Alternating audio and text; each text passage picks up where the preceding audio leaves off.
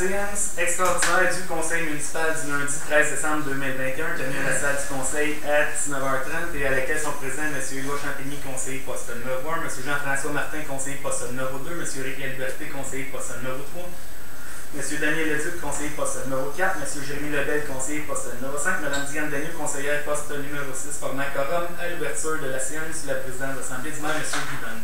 Marc Lévesque, directeur général et secrétaire trésorier, assiste également à cette séance. Point 1, ouverture.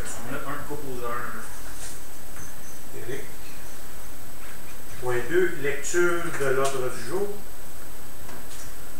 Donc, étant donné que c'est une séance extraordinaire pour l'adoption du budget, l'ordre du jour est tel quel. Point 2, lecture de l'ordre du jour. Point 3, adoption du budget annuel 2022.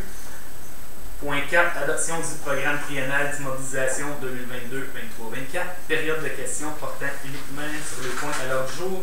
Et point 6, levée de l'Assemblée. Ça va prendre un proposeur pour l'ordre du jour. Non, on n'est pas obligé de l'adopter. OK. Point 3, adoption du budget annuel 2022.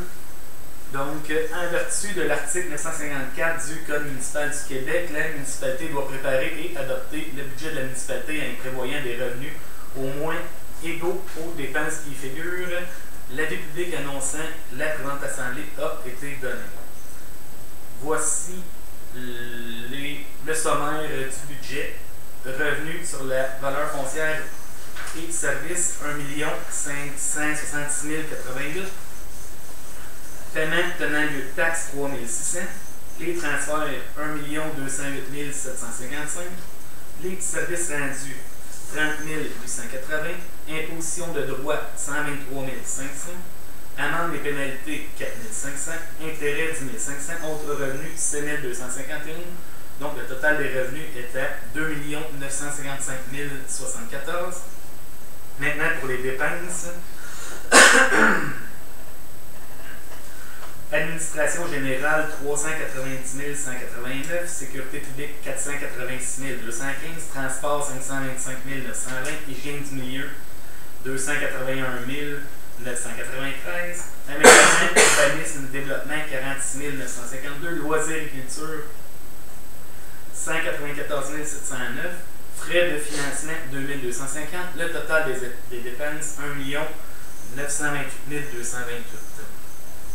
Pour ce qui est des immobilisations, propriété, destinée à la revente 20 000, financement 0, activité d'investissement 1 067 214, l'excédent de fonctionnement affecté, donc les divers fonds et surplus, une appropriation de 60 368, réserve fonds et transfert 0, un total des immobilisations de 1 26 846. Donc, copie détaillée, vous avez en pièce jointe. Est-ce qu'on a un proposeur?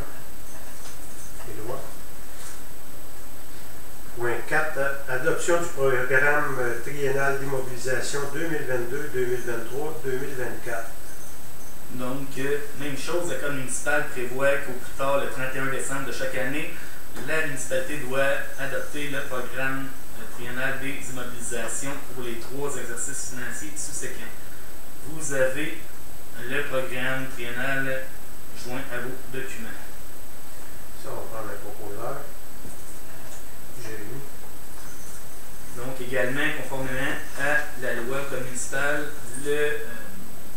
un document explicatif du budget et du programme triennal doit être distribué à chaque adresse civique ou publié sur un journal, mais nous, actuellement, c'est l'avoir allumé. Exact. Point 5, période de questions portant uniquement sur les points à l'ordre du jour, durée maximale de 15 minutes. Et on passe dans la salle. Point 6, levée de l'Assemblée. Est-ce qu'on a un proposeur? Jean.